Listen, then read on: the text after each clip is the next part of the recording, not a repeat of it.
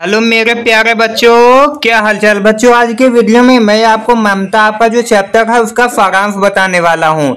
ये दोस्तों आपका पहला नहीं, ये आपका दूसरा चैप्टर है। ये दोस्तों क्लास 10th का दूसरा चैप्टर हिंदी का आपका है, जिसका नाम है ममता। इसका दोस्तों हम सारांश बताएंगे। सारांश दोस्तों आपका कुछ इस प्रकार है। ममता कहानी जयशंकर प्रसाद जी की ऐतिहासिक कहानी है। प्रस्तुत कहानी में ममता रोहतास दुर्ग के मंत्री चूड़ामल की एकमात्र पुत्री थी।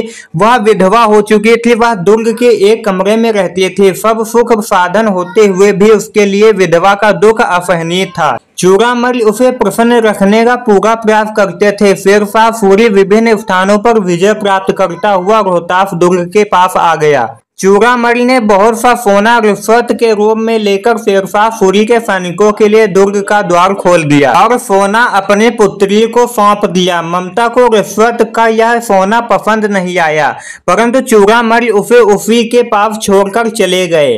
अगले दिन शेरशाह सूरी के साथियों की डोलियां दुर्ग में प्रवेश करने लगी।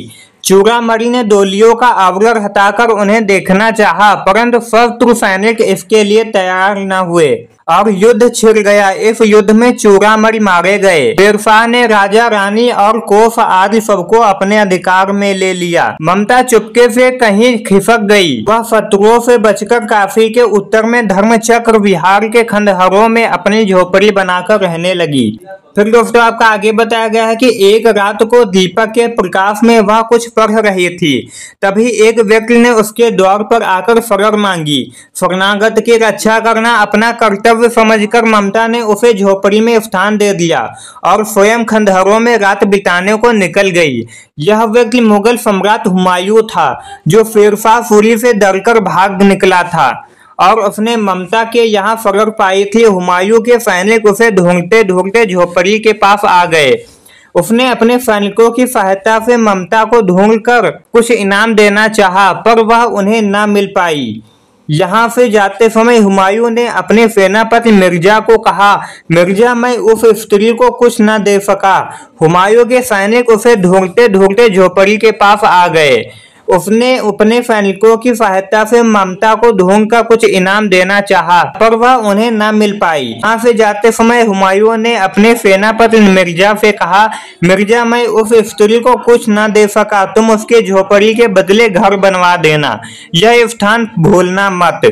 फिर दोस्तों आपका यहाँ पे आगे क्या बताया गया है। फिर दोस्तों आगे आपकी स्टोरी क्या हुई, आगे आपकी है मुगलों और पठानों का युद्ध चौसा में हुआ था।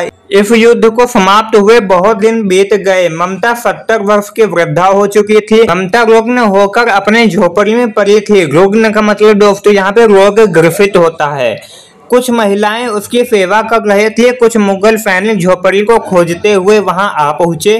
ममता ने उन्हें बुलवा भेजा। एक घुड़सवार पास आया। ममता ने उनसे सुना था कि सम्राट उसके झोपड़ी में एक दिन ठहरा था और उसने घर बनाने की आज्ञा दी थी। ममता ने कहा, मैं जीवन भर अपनी झोपड़ी नहीं उखड़वाना चाहती थी। अब मैं प्राण त्यागने वाली हूँ। अब तुम यहाँ जो कुछ चाहो वही बना दो। यह कहकर उसने प्राण छोड़ दिए।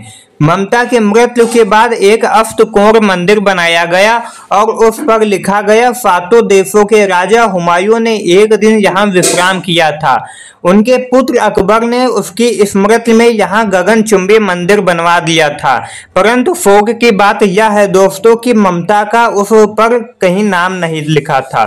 तो दोस्तों ये आपका सारांश हो जाता है ममता आपका चैप्टर का। तो दोस्तों अगर आप इसका पीडीएफ नोट्स लेना चाहते हैं तो आप हमारे टेलीग्राम चैनल या फिर व्हाट्सएप चैनल को ज्वाइन कर सकते हो, जिसका लिंक इस वीडियो के डिस्क्रिप्शन बॉक्स में मिल जाएगा। इससे पहले दोस्तों हमने आपको यहाँ पे जयशंकर प्रसाद जी का जीवन परिचय बता दिया है। अगर आपने वो वीडियो अभी तक नहीं देखा है तो उस वीडियो का लिंक इस वीडियो के डिस्क्रिप्शन बॉक्स में मिल जाएगा।